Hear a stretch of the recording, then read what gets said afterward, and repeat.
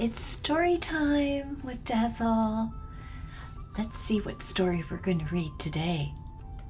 Friends, this is such a fantastic book, especially for all of us when we are feeling frustrated and angry, and maybe we have a little bit of a hard time controlling those feelings.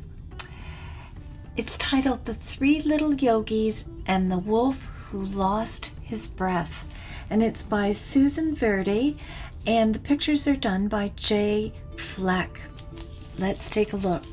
I predict that this story is very much like The Three Little Pigs and the Big Bad Wolf. Once upon a time, there was a wolf who lost his huff and his puff.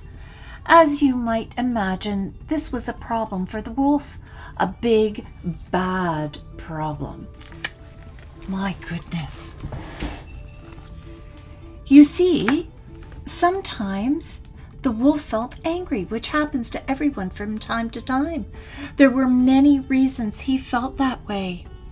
Sometimes he felt angry when he had to share, when he was having trouble doing something difficult.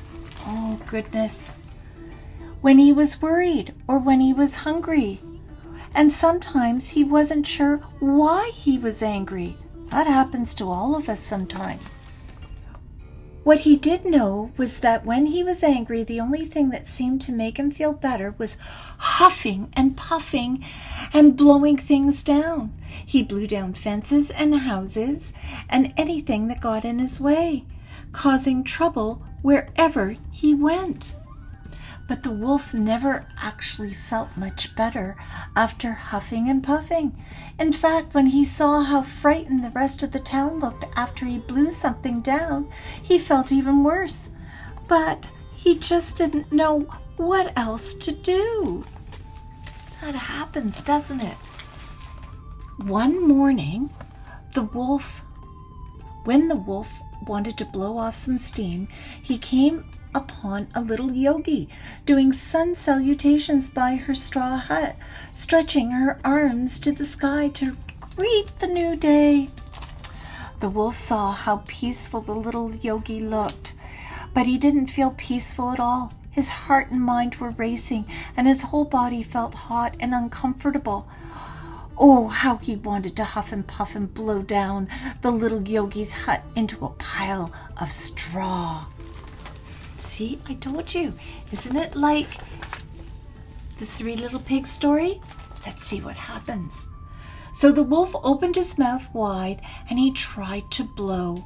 He tried on the big things and small things, on heavy things and light things, but nothing happened. Instead, all that came out was a wheeze and a cough. The little yogi heard the wolf wheezing and ran over to help him. She didn't appear to be afraid of him at all. "Wolf, take a slow, deep breath," the yogi said. I can't," said the breathless wolf. "I lost my huff and puff." "Let's meditate on that," the yogi said. "Maybe you need to practice some deep belly breathing. Close your eyes and place your paws on your belly. Now breathe in through your snout and feel your belly with your paws rise. Now breathe out and feel your belly and your paws lower. Let's keep going nice and slow." As the wolf felt his belly rise and fall, his breath became slower and deeper. But just when he started to feel calmer, look at his face. Maybe he's getting angry again. He remembered he lost his huff and puff and he started to feel angry again. He jumped up and tried to blow down the yogi's straw hut. No luck. So, to the wolf's surprise, the little yogi didn't run away. Instead, she said, "I have an idea," and she took the wolf by the paw. I wonder where they're going. Soon, they came upon a wooden house. of a second little yogi who was in the middle of his afternoon yoga flow. They watched him giggle and wiggle his tail in the air as he stretched in downward dog. Then he lengthened his body into a powerful plank as straight as the wooden beams in his house. While the first little yogi explained the situation, the wolf could feel himself getting frustrated and tense again. His paws curled and his body stiffened. He opened his mouth wide and he tried to blow down the second yogi's wooden house, but again he only wheezed and coughed. "I lost my huff and puff." Well, let's meditate on that, second yogi. Sit down in butterfly pose. He showed the wolf how to bend his knees and place the soles of his paws together. Maybe you need to practice some cooling breath. Close your eyes and open your mouth. Stick out your tongue and slowly inhale. Feel the cool air enter your mouth and your body. Now close your mouth and breathe out through your snout. Keep it going nice and slow. The wolf started to cool down in his body and his mind, but just when he started to feel calmer, look at the face, look at the color of the page. You guessed it. He remembered he lost his huff and puff and he started to feel angry again. He jumped up and tried to blow down the yogi's wooden house. No luck. Again, to the wolf's surprise, instead of running away, the second yogi said, "I know where we should go." The two little yogis took the wolf paws and hoofs and walked with him under the setting sun. Soon they came upon a yoga studio adorned with colorful bricks.